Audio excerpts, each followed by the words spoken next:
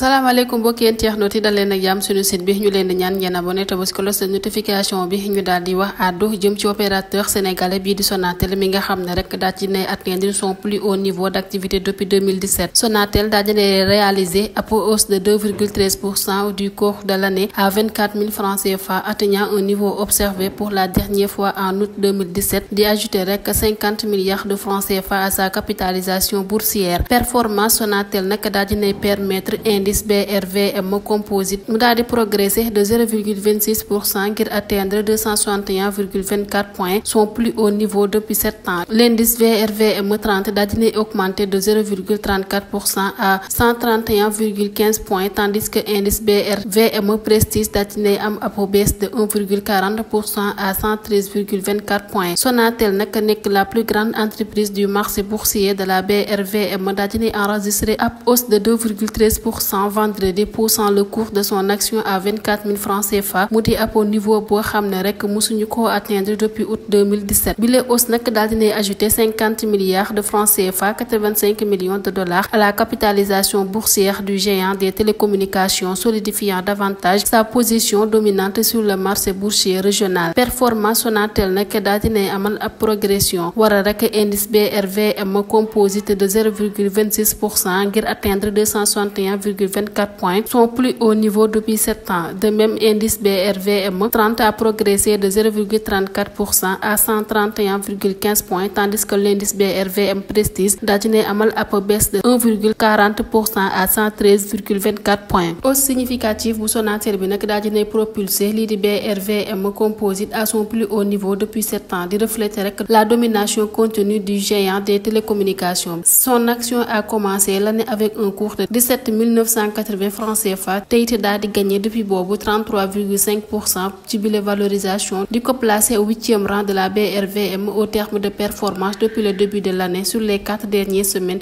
daal dinay progressé de 9%. ba tey ñu daal di wax àddu jëm ci nouvelle décision bu conseil constitutionnel ay législatives en perspective avec de nombreuses candidatures. Sénégal boo moytuwulee dina daal di am ab explosion de candidatures ci élection législative yi nga xam ne rek daal dinañ koy jàpp nit ki le 17 novembre. bi la situation di résulté ci décision numéro 2C 2024 bu 12 juillet du conseil constitutionnel bi nga xam ne rek dafa daal di supprimer le parrainage te it di maintenir la caution de 15 millions de francs CFA fixée pour les législatives de 2022 par l'ancien ministre de l'Intérieur Antoine Félix Diome. En 2017 nag yi les législatives dafa amoon ab grand nombre record de 47 listes de candidats contre 24 en 2012 bi nga xam ne rek dafa daal di incité woon le régime de Macky Sall ci ñu adopté ab loi en 2018 di imposer à parrainage citoyen pour tous les partis politiques. bi le parrainage nag ñu daal di koy amal comme un filtre ngir éviter ay dépenses considérées comme inutiles. Exiger 1% des signatures du corps électoral, soit 70 000 signatures réparties sur au moins 7 régions. Suppression parrainage pour les prochaines législatives nag mën na provoquer ab situation similaire bu mel ni 2017, de mettre fin à une mesure perçue alors comme nécessaire ngir limiter le nombre de candidatures. bi la décision bu conseil constitutionnel dafa daal di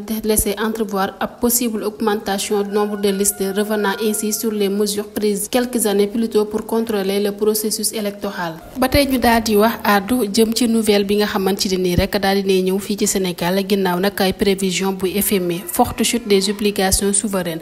Obligation souveraine bu Sénégal nag libellé en dollars daal di enregistré ab forte baisse à la suite d'un avertissement du Fonds monétaire international concernant détérioration prévue des finances politiques du pays. Selon les informations yi nga xam ne rek dañ ko daal di relayer, yi les obligations naka daal dina révéler être les plus mauvaises performances dans l'indice Bloomberg des dettes souveraines émergentes de frontières en dollars. Rendement des titres nag daal di ñëw à échéance en 2048 daal dina grimper de 14 points de base pour atteindre 9,78%. Depuis que le président Bassirou Diomaye Faye daal di annoncé bi la intention dissoudre le parlement dominé par l'opposition, yi les obligations sénégalaises daal dina marqué par une volatilité. Vendredi dernier daal dinañuy concrétiser bi la décision en dissolvant li nga xam ne moo di assemblée nationale, di affirmer rek bi les gestes dafa daal di viser renforcer son pouvoir waaye tamit accélérer son programme de réforme. ay nouvelles élections législatives ñu daal di koy prévoir pour le 17 novembre. ci ab communiqué boo xam ne rek dañ ko daal di publier à la fin de sa mission. FMI nag daal di souligner que l'économie sénégalaise dafa daal di ralentir au début de l'année 2024 avec une croissance plus faible que prévu dans des secteurs clés tels que les mines et la construction. Déficit budgétaire bi nag daal di nay am en raison d'une baisse des recettes et d'une augmentation limitation des subventions énergétiques. Institutions financières internationales nag daal dina mettre en avant l'urgence de mettre en œuvre des réformes lu ci mel ni réduire les subventions non ciblées ak it daal di rationaliser les exonérations fiscales afin de stabiliser les finances publiques et de contenir la dette. Année dernière nag Sénégal dafa daal di conclure woon ab accord préliminaire avec le FMI ngir rek ab soutien financier de 1,5 milliard de dollars ñu daal di koy destiné ngir accompagner rek ab programme de réforme économique.